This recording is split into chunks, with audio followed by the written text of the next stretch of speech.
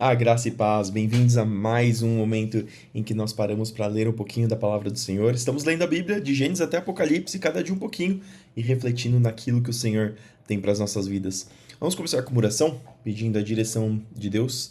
Senhor, obrigado por mais essa oportunidade de ler a Tua palavra, que o Teu Espírito Santo nos guie, que o Senhor nos ensine e para que nós possamos compreender a Tua palavra e a Tua vontade através desses textos que nós leremos. Isso é o que eu te peço e te agradeço em nome de Jesus.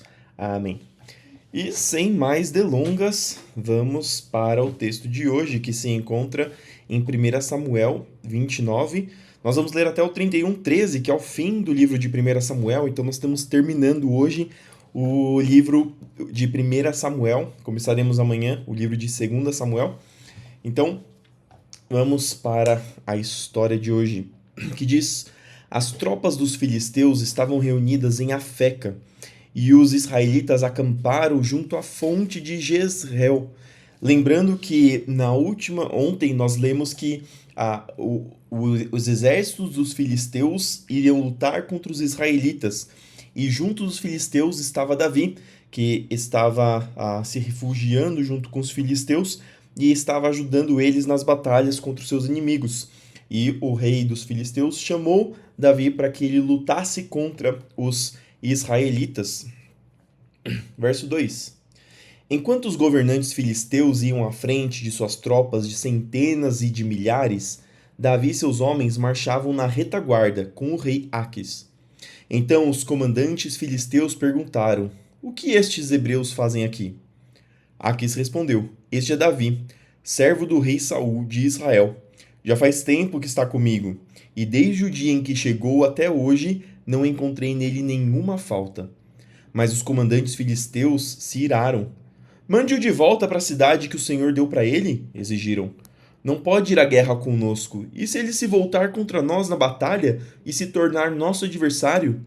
Existe maneira melhor de ele se reconciliar com o seu Senhor do que entregando-lhe nossa cabeça? Não é este o mesmo Davi a respeito de quem as mulheres de Israel cantavam em suas danças? Saul matou milhares e Davi dezenas de milhares. E eles tinham razão, eles deviam estar com medo de ter um homem tão valoroso, um homem tão valente junto do rei. Mas tal era o caráter de Davi que o conquistou o rei. Davi devia ser um líder nato, porque conquistava as pessoas por onde ele passava. Os homens se reuniram a ele, os homens eram fiéis e obedeciam a ele. Junto do rei de Aquis, Aquis se agradou dele a ponto de fazer com que ele fosse o seu protetor. Olha o caráter de Davi. Verso 6. Então Aquis chamou Davi e lhe disse: tão certo como vive o Senhor, você foi um aliado fiel. A meu ver, deveria acompanhar-me na batalha, pois desde o dia em que chegou até hoje, nunca encontrei nenhuma falha em você. Mas os outros governantes filisteus não o aprovam. Por favor, não os desagrade, volte para casa em paz. O que eu fiz para merecer esse tratamento? Perguntou Davi. O que o Senhor viu de errado em mim desde que comecei a servi-lo? Por que não posso lutar contra os inimigos do meu senhor, o rei? Aquis, porém, insistiu. Para mim, você é tão leal quanto um anjo de Deus, mas os comandantes filisteus não querem que você os acompanhe na batalha. Agora levante-se bem cedo e vá embora com seus homens assim que o dia clarear. Então Davi e seus soldados voltaram bem cedo para a terra dos filisteus, enquanto o exército filisteu prosseguiu para Jezreel. 3 dias depois, quando Davi e seus homens chegaram à cidade de Ziclag, viram que os amalequitas haviam invadido o Neguebe e atacado Ziclag. Tinham destruído e queimado a cidade. Não mataram ninguém, mas tomaram como prisioneiros as mulheres, as crianças e os demais e foram embora. Quando Davi e seus homens viram a cidade queimada e se deram conta do que havia acontecido com suas mulheres, seus filhos e suas filhas, lamentaram e choraram em alta voz até não aguentar mais. As duas esposas de Davi, Ainoã e Jezreel, e Abigail, viúva de Nabal, do Carmelo, estavam entre os que foram capturados. Davi ficou muito aflito, pois os homens estavam amargurados por terem perdido seus filhos e suas filhas, e começaram a falar em apedrejá-lo. Mas Davi encontrou forças no Senhor, seu Deus. Aqui, aonde que Davi se refugiava quando ele estava passando por problemas difíceis. Davi confiava em Deus, confiava no Senhor e através dele ele encontrava força para lutar as suas batalhas. Então disse ao sacerdote Abiatar: Traga o colete sacerdotal. E Abiatar, filho de Aimeleque, o trouxe. Davi perguntou ao Senhor: Devo perseguir esse bando de saqueadores? Conseguirei apanhá-los? Mesmo tendo um exército forte, mesmo tendo experiência em batalha, mesmo estando já pronto para a batalha, porque ele tinha acabado de voltar de uma preparação para uma guerra, ele ainda assim, antes de qualquer passo, ele perguntava para o Senhor o que ele deveria fazer. Será que nós estamos seguindo Davi? Porque a Bíblia diz que Davi era segundo o coração de Deus, um homem segundo o coração de Deus. Se nós queremos também ser um homem segundo, um homem ou uma mulher segundo o coração de Deus, nós devemos se perguntar o que Davi fazia que agradava ao Senhor. E eis aqui uma das coisas. Davi estava sempre pedindo orientação de Deus. Davi confiava no Senhor, Davi encontrava forças no Senhor e Davi seguia os passos do Senhor antes de fazer qualquer coisa que fosse importante para a sua vida. Será que nós estamos seguindo e pedindo conselhos ao Senhor antes de qualquer coisa importante que nós fazemos na nossa vida? E o Senhor lhe respondeu: Sim, vá atrás deles. Certamente conseguirá recuperar tudo que foi tomado de vocês. Davi e os 600 homens partiram e chegaram ao ribeiro de Besor, onde ficaram alguns deles. 200 dos homens estavam exaustos demais para atravessar o ribeiro, e Davi continuou a perseguição com 400 homens. No caminho, encontraram um rapaz egípcio num campo e o levaram até Davi. Deram-lhe um pouco de pão para comer e água para beber. Também lhe deram um pedaço de bolo de figo e 2 bolos de passas, pois fazia 3 dias e 3 noites que não comia nem bebia nada. Em pouco tempo, recuperou as forças. Davi lhe perguntou: A quem você pertence e de onde veio? Sou egípcio, escravo de um amalequita, respondeu ele. Meu senhor me abandonou 3 dias atrás porque fiquei doente. Estávamos voltando de um ataque aos queretitas no Neguebe, ao território de Judá e à terra de Calebe, e tínhamos queimado Ziclag. Você pode me levar até este bando de saqueadores? Perguntou Davi. O rapaz respondeu: Se o Senhor jurar por Deus que não me matará, nem me entregará ao meu senhor, eu o levarei até eles. O rapaz o levou até os amalequitas. Estavam espalhados pelo campo, comendo, bebendo e festejando por causa da grande quantidade de bens que haviam tomado da terra dos filisteus e da terra de Judá. Davi e seus homens massacraram os amalequitas, atacando-os durante toda a noite e todo o dia seguinte, até o entardecer. Nenhum deles escapou, exceto 400 rapazes que fugiram montados em camelos. Davi recuperou tudo que os amalequitas tinham tomado e resgatou suas 2 esposas. Não faltava coisa alguma, nem pequena nem grande, nem filho nem filha, nem qualquer outra coisa que havia sido tomada. Davi trouxe tudo de volta. Também recuperou todos os rebanhos e seus companheiros e os levaram à frente de outros animais. Este despojo pertence a Davi, disseram. Então Davi voltou ao ribeiro de Besor, onde estavam os 200 homens que tinham sido deixados para trás, porque estavam exaustos demais para acompanhá-los. Saíram ao encontro de Davi e seus companheiros, e ele os cumprimentou com alegria. Contudo, entre os que tinham acompanhado Davi, havia alguns homens perversos que disseram: Como eles não foram conosco, não devem receber nada dos despojos que recuperamos. Devolvam as esposas e os filhos deles e mandem todos embora. Davi, porém, disse: Não, meus irmãos, não sejam egoístas com aquilo que o Senhor nos deu. Ele nos guardou e nos ajudou a derrotar o bando de saqueadores que nos atacou. Quem lhes dará ouvidos quando falam deste modo? Dividiremos igualmente entre os que foram à batalha e os que guardaram a bagagem. A partir daquele dia, Davi fez disso decreto e estatuto em Israel, e assim é até hoje. Quando Davi chegou a Ziclag, enviou parte dos despojos aos líderes de Judá, que eram seus amigos. Disse: Eis um presente para vocês, tirado dos inimigos do Senhor.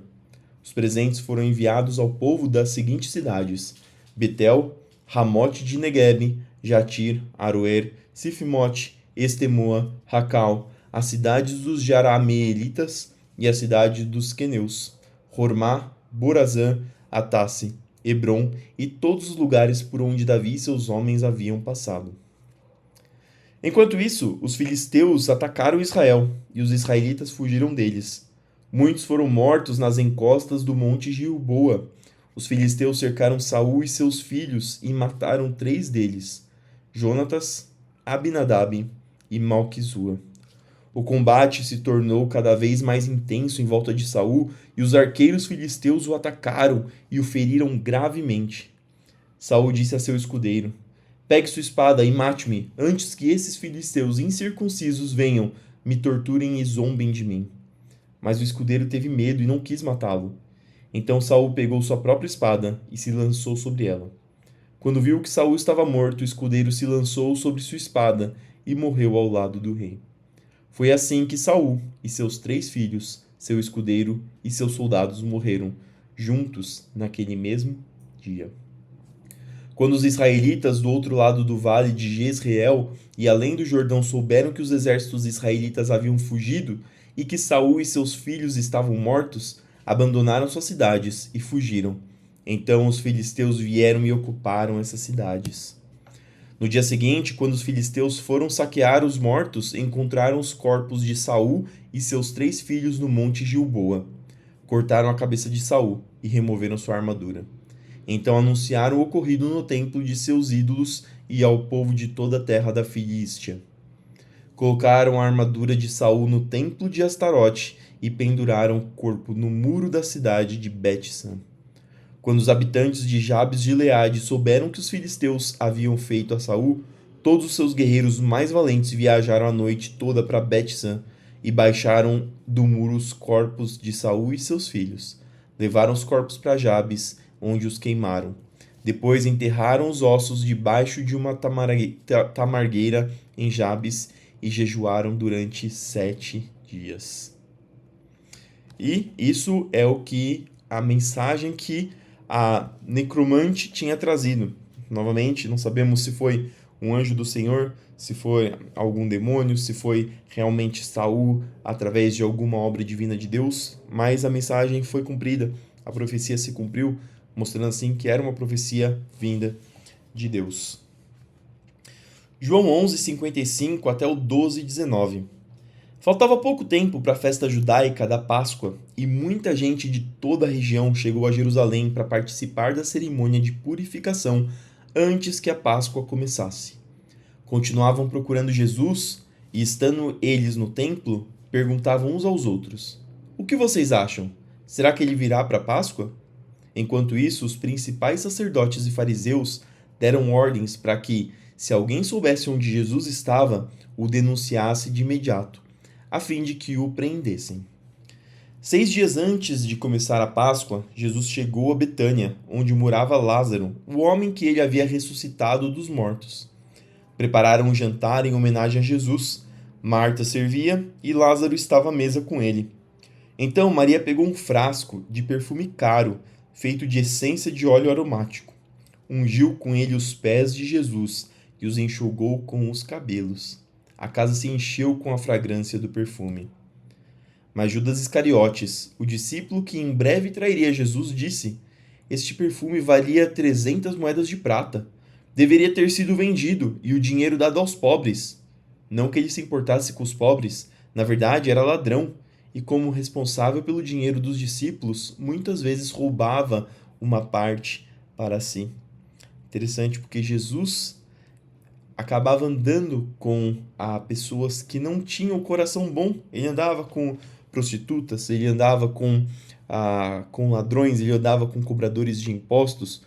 O objetivo de Jesus foi sempre espalhar o evangelho e Jesus conhecia o coração de Judas. Ele sabia que Judas era necessário para cumprir os planos de Deus na sua vida.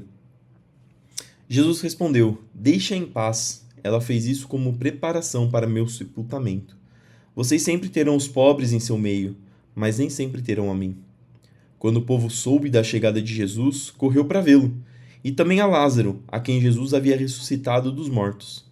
Então os principais sacerdotes decidiram matar também Lázaro, pois por causa dele muitos do povo os haviam abandonado e criam em Jesus. No dia seguinte, correu pela cidade a notícia de que Jesus estava a caminho de Jerusalém.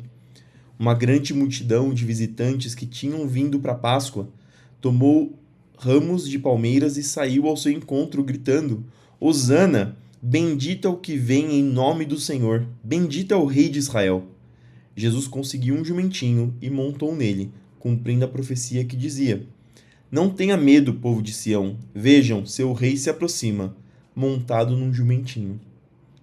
Seus discípulos não entenderam naquele momento que se tratava do cumprimento de uma profecia. Depois que Jesus foi glorificado, porém, eles se lembraram do que havia acontecido e perceberam que era a respeito dele que essas coisas tinham sido escritas.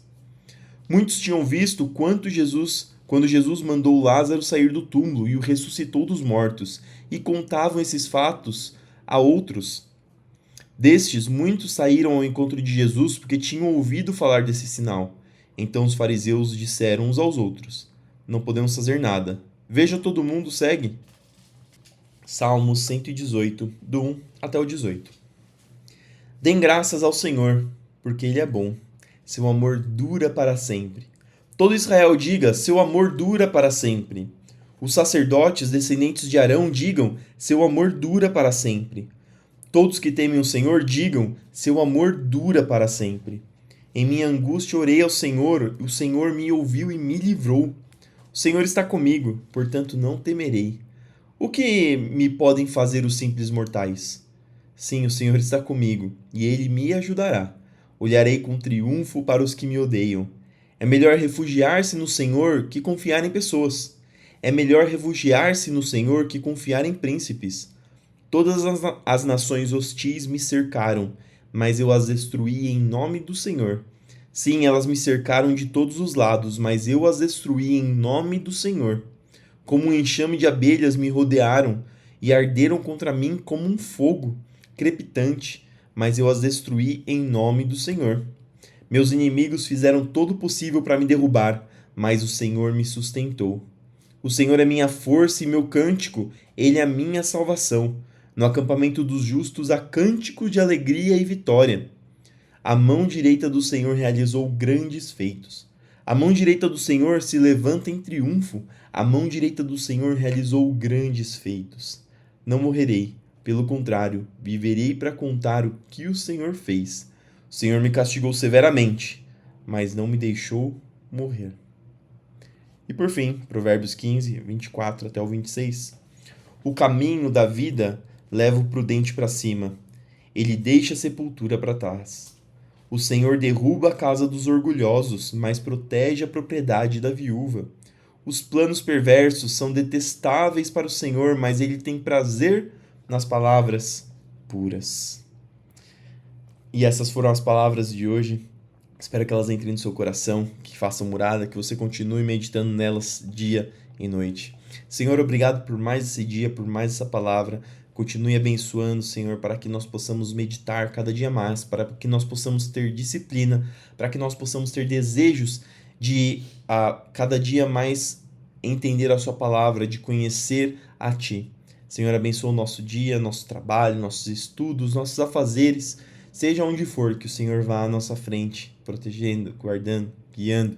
Senhor, abençoando para que tenhamos oportunidades de pregar o Teu amor, de pregar as Tuas boas novas. Nos dê ousadia, nos dê coragem para que as nossas palavras possam ser Suas palavras, para que nós possamos usar o conhecimento que nós temos adquirido dia após dia para trazer vida, Senhor, para que o Senhor possa derramar vida nas pessoas que estão ao nosso redor. Senhor, abençoa os que estão doentes, os que estão enfermos, para que o Senhor traga cura, para que o Senhor traga restauração. Abençoa aqueles que estão passando por necessidade, aqueles que precisam de uma porta de emprego, Senhor, para que o Senhor abra, para que o Senhor traga sustento, para que o Senhor promova os seus servos, para que eles possam trazer o sustento para a tua casa, para que ninguém venha passar necessidade, Senhor.